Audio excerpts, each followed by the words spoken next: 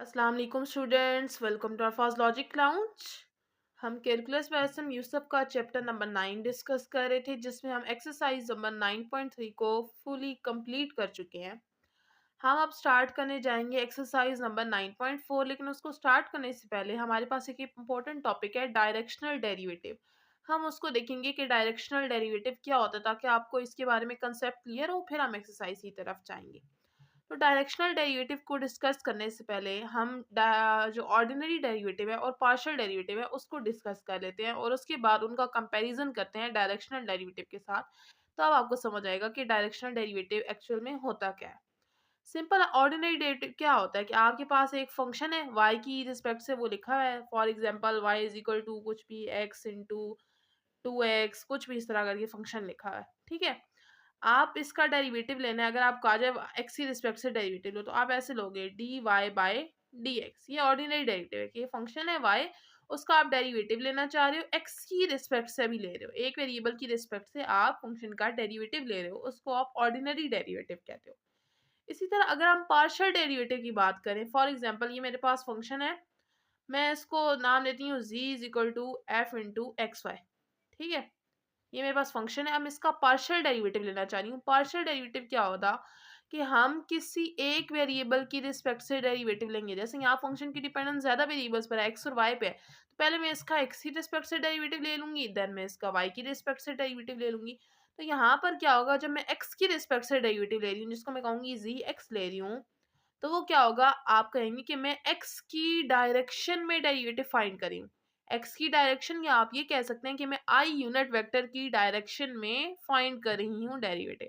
इसी तरह अगर मैं वाई की रिस्पेक्ट से डेरिवेटिव लेती हूँ जी वाई, तो मैं कहूंगी कि मैं वाई की डायरेक्शन में यानी जे यूनिट वेक्टर की डायरेक्शन में डेरिवेटिव फाइंड करेंगे। इसी तरह अगर जी होता तो मैं कहती जी की डायरेक्शन में फाइंड करी हूँ, या मैं के यूनिट वेक्टर की डायरेक्शन में फाइंड करी हूँ।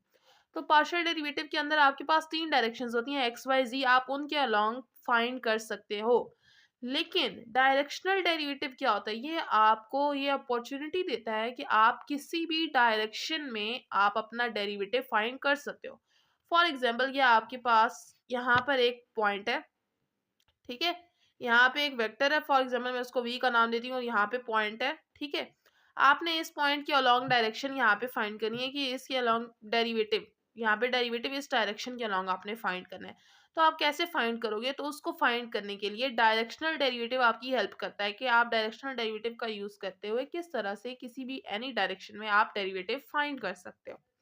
पार्शियल डेरिवेटिव में डायरेक्शन फाइंड करने का एक जो तरीका है वो ये है, मतलब कि उसका रूल है कि जो आप डेरिवेटिव फाइंड करते हो, वो जो पॉइंट आपको गिवन होता है, जैसे यहाँ पे पी है, आप उसकी डिस्प्लेसमेंट के डायरेक्शन में डेरिवेटिव फाइंड कर रहे हो।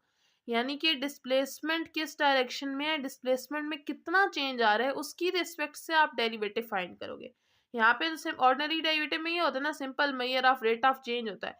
यहाँ पे आप किस डायरेक्शन में डिस्प्लेसमेंट कवर कर रहे हो, उसके अलोंग आप डेरिवेटिव फाइंड करते हो, उसको आप डायरेक्शनल डेरिवेटिव कहते हो। यहाँ पे थोड़ा सा इसका इंट्रो लिखा हुआ है, वो हम देख के फार्मूला अपना स्टार्ट करते हैं।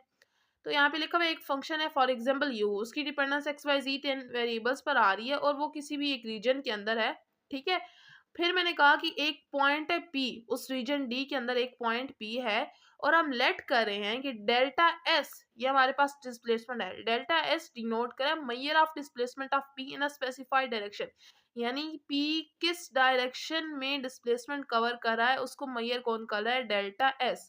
हम लेट करते हैं कि जो डेल्टा यू है वो डिनोट करे कोरस्पॉन्डिंग चेंज इन यू, यानी यू वाला जो फंक्शन है उसके अंदर जो चेंज आ रहा है वो डेल्टा यू रिप्रेजेंट करे। देन हम लिमिट डेल्टा एस अप्रोच कराएंगे जीरो को, किस इक्वल होगा delta U over delta S, यानी डिस्प्लेसमेंट के रिस्पेक्ट से कितना चेंज आ रहा है उस पर लिमिट अप्लाई कर देंगे।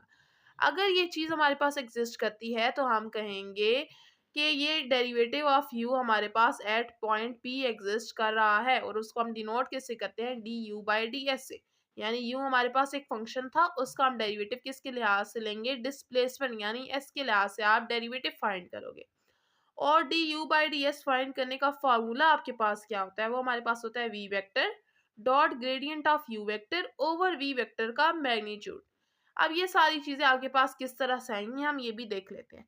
ये u आपको गिवन फंक्शन दिया हुआ होगा, आपने उसका with respect to x derivative find करना है। उसके लिए आपको v वेक्टर भी चाहिए, v वेक्टर का मैग्नीट्यूड भी चाहिए, और जो u वाला आपको गिवन फंक्शन दिया हुआ होगा उसका आपका ग्रेडियंट भी चाहिए, u वेक्टर का ग्रेडियंट चाहिए।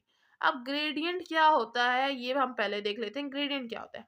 ग्रेडियंट ये होता है कि आपके पास फंक्शन की डिपेंडेंस जितनी भी वेरिएबल्स पर आ रही है, आप उन सब की रिस्पेक्ट से पार्शियल डेरिवेटिव लेते हो। जैसे आपको यहाँ पर दिया हुआ है कि फंक्शन की डिपेंडेंस 3 वेरिएबल्स पर आ रही है, एक्स वाई जी पर, तो हम यहाँ पे ग्रेडियंट कैसे फाइंड करेंगे? पहले partial F by partial X, यानी एक्स की रिस्पेक्ट से डेरिवेटिव लेंगे एफ का, फिर विद रिस्पेक्ट टू वाई लेंगे, और फिर with respect to Z derivative लेंगे, और इनको हम स्क्वायर ब्रैकेट में क्लोज कर देंगे, क्योंकि वेक्टर के लिए हम स्क्वायर ब्रैकेट्स लगाते हैं, क्योंकि इसके बाद वेक्टर का साइन भी डाला हुआ है, ये वेक्टर है, स्क्वायर ब्रैकेट्स में हम ये लिख देंगे, तो ये हमारे पास ग्रेडियंट आ जाएगा। यानी फंक्शन की डिपेंडेंस जितनी वेरिएबल्स पर है उन सब की रिस्पेक्ट से आप पार्शियल डेरिवेटिव फाइंड करोगे, और उसको इस तरह से लिख दोगे। आप कॉमा के साथ भी लिख सकते हो, या फिर आप यहाँ लिख सकते हो आई यूनिट वेक्टर प्लस यहाँ पे जे यूनिट वेक्टर प्लस यहाँ पे के यूनिट वेक्टर, आप इस तरह से भी लिख सकते हो। और वी वेक्टर आपको एक वेक्टर क्वेश्चन में दिया हुआ होगा, ना दिया हुआ हो तो आप उसका हिंट दिया होगा जिससे आप वो वेक्टर निकाल सकते हो। वेक्टर दिया होगा तो आप वेक्टर का मैग्नीट्यूड भी निकालोगे, ग्रेडियंट आप इन डेरिवेटिव से निकालोगे, उसका इसके साथ डॉट प्रोडक्ट लोगे, वेक्टर के मैग्नीट्यूड से डिवाइड करा दोगे, तो आपके पास D U by D S आ जाएगा, यानी डायरेक्शनल डेरिवेटिव फाइंड करने का ये फार्मूला है आपके पास। अब हम एग्जांपल नंबर 11 है आपकी बुक की, उसको डिस्कस करते हैं, और उसके बाद हम नेक्स्ट अपनी एक्सरसाइज स्टार्ट करेंगे। तो एग्जांपल 11 में आपको कह रहे हैं आपने D U by D S C find करना है एट पॉइंट पी। आपको पॉइंट दिए हुए, पॉइंट क्या है 1 1 3।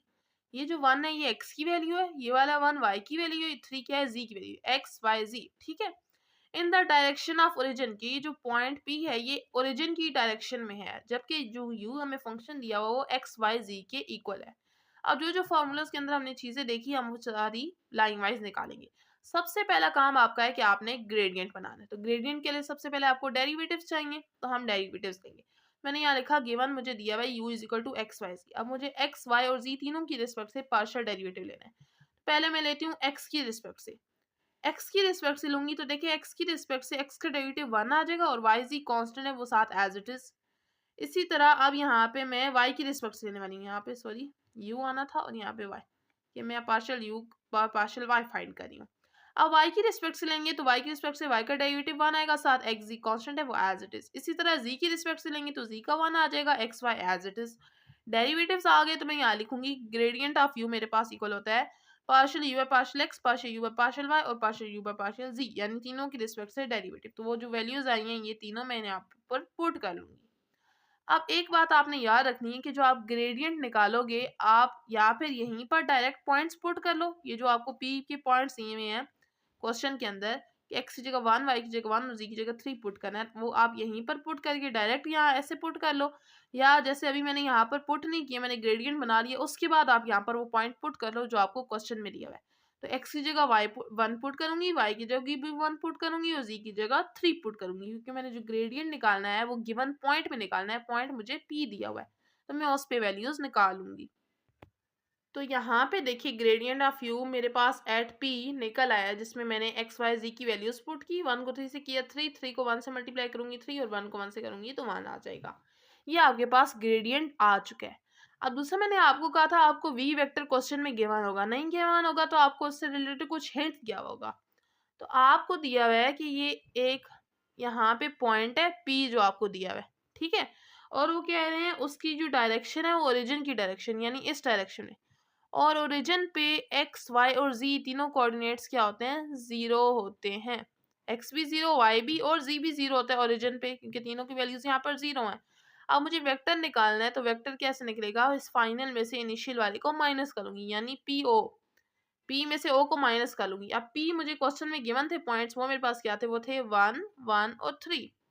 अब मैं क्या करूंगी, 0 में से 1 को माइनस करूंगी, क्योंकि मैं पी में से ओ को माइनस कर रही हूँ, ठीक है। पी ओ का मतलब है ओ वाला पॉइंट पहले और पी वाला बाद में, तो ओ में क्या है 0 माइनस आगे 1, फिर 0 -1 0 -3। अब मैं इनको सॉल्व करूंगी तो मेरे पास ये वी वेक्टर का आंसर आ जाएगा। स्क्वायर ब्रैकेट्स आपने लाजमी लगाने क्योंकि हम ये वेक्टर कैलकुलेट करें। अब मुझे वी वेक्टर का मैग्नीट्यूड भी चाहिए तो मैग्नीट्यूड ले लूंगी। मैग्नीट्यूड कैसे होता है, एक्स वाले कंपोनेंट का स्क्वायर प्लस वाई वाले कंपोनेंट्स का स्क्वायर प्लस जी वाले कंपोनेंट का स्क्वायर और उसका होल स्क्वायर रूट। -1 का स्क्वायर 1, -1 का स्क्वायर 1, -3 का स्क्वायर 9 प्लस करूँगी आ जाएगा स्क्वायर रूट ऑफ 11। सारी मेरी जो रिक्वायरमेंट्स थी, जो-जो चीज़ें मैंने निकालनी थी वो मैं निकाल चुकी हूँ। अब मैं अपना फार्मूला लूँगी और वहाँ पे पुट कर दूँगी। तो फार्मूला क्या था, D U by D S find करने के लिए V vector dot gradient of U vector over V vector का मैग्नीट्यूड। वी वेक्टर मैंने अभी निकाला है, वो मेरे पास आया -1 और -3, और gradient of U vector eight point P वो भी हम निकाल चुके हैं 3 3 और 1, और वी वेक्टर का मैग्नीट्यूड भी अभी निकाला है स्क्वायर रूट ऑफ 11। अब ऊपर आपने डॉट प्रोडक्ट लेना है दो वेक्टर्स का। डॉट प्रोडक्ट कैसे लेते हैं, एक्स वाले कंपोनेंट्स यानी आई यूनिट वेक्टर वाले कंपोनेंट्स आपस में मल्टीप्लाई होते हैं, तो ये -1 और 3 आपस में मल्टीप्लाई होंगे, प्लस जे यूनिट वेक्टर वाले कंपोनेंट्स आपस में मल्टीप्लाई होते हैं, तो -1 और 3 आपस में मल्टीप्लाई होंगे, प्लस के यूनिट वेक्टर वाले कंपोनेंट्स आपस में मल्टीप्लाई होते हैं, तो -3 और 1 आपस में मल्टीप्लाई हो जाएंगे। अब -1 को 3 से कराऊंगी -3, -1 को 3 से कराऊंगी -3, और -3 को 1 से मल्टीप्लाई कराऊंगी -3 ओवर स्क्वायर रूट ऑफ 11। सबको प्लस माइनस करूंगी, मेरे पास आ जाएगा -9 ओवर स्क्वायर रूट ऑफ 11। तो ये डायरेक्शनल डेरिवेटिव से रिलेटेड एक ही एग्जांपल थी आपकी बुक पे, एग्जांपल नंबर 11 वो डिस्कस हो चुकी है। नेक्स्ट लेक्चर में हम एक्सरसाइज नंबर 9.4 को डिस्कस करना स्टार्ट कर देंगे। कोई क्वेश्चन हो आपका तो कमेंट बॉक्स में लाजमी पूछें, चैनल पे नहीं है तो लाजमी सब्सक्राइब करें और वीडियो को लाजमी लाइक कीजिएगा। मिलते हैं नेक्स्ट लेक्चर में, तब तक के लिए अल्लाह हाफिज़।